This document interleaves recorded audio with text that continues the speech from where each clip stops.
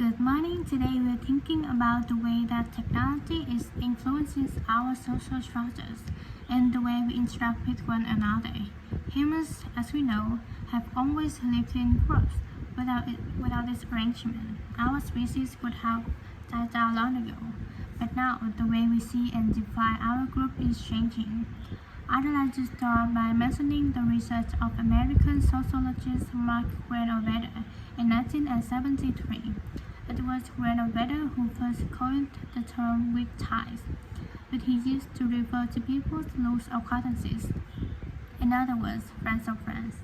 His research showed that weak ties had a significant effect on the behavior and choices of populations, and this influence was something highly important in the fields of information science and politics, and as you can imagine, marketing also.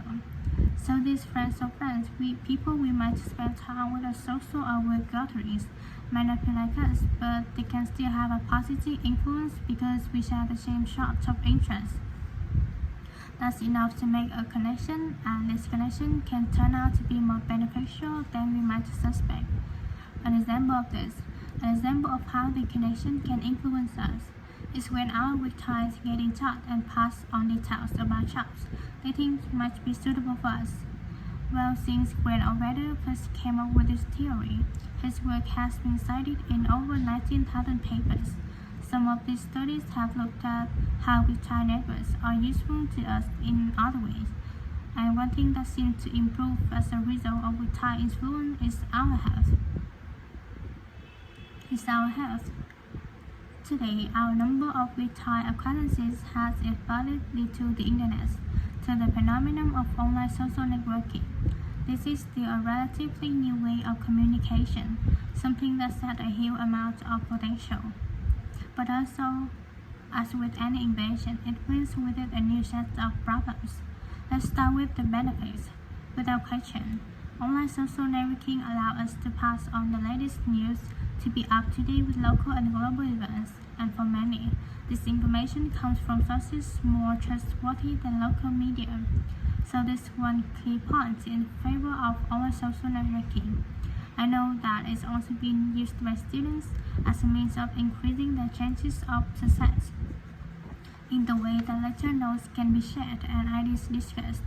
I think, personally speaking, that we need some further research before we can definitively say whether it helps or not.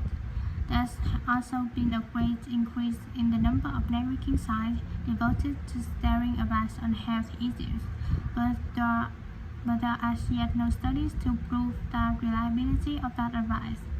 Now, what we do have clear evidence for is that people are developing friendships and professional networks in a way that wasn't possible before. The process is faster. I'm not talking about quality here, but simply that they exist.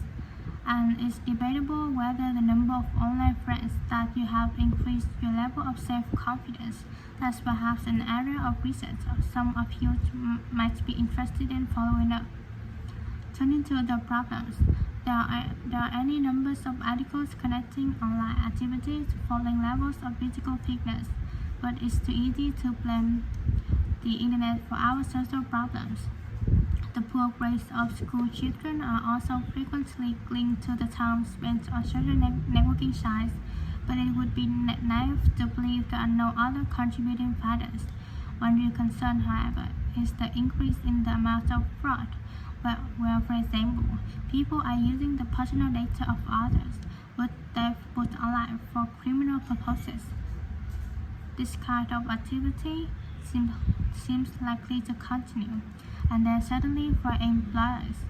Online social networking sites have provided a great time-wasting opportunity, reducing productivity like never before, and I hope that they can put a stop to this habit, no matter what restrictions are in place. We'll come back to these issues in a minute, but I'd like to say something about the theories of Robin Dunbar, an anthropologist at Oxford University. Dunbar has found that the human brain has evolved in a way that means we can only give a real attention to a particular number of people.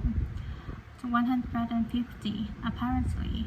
So, for example, if the number of friends on your online network is greater than that, according to Dunbar, this would imply the relationships are only superficial.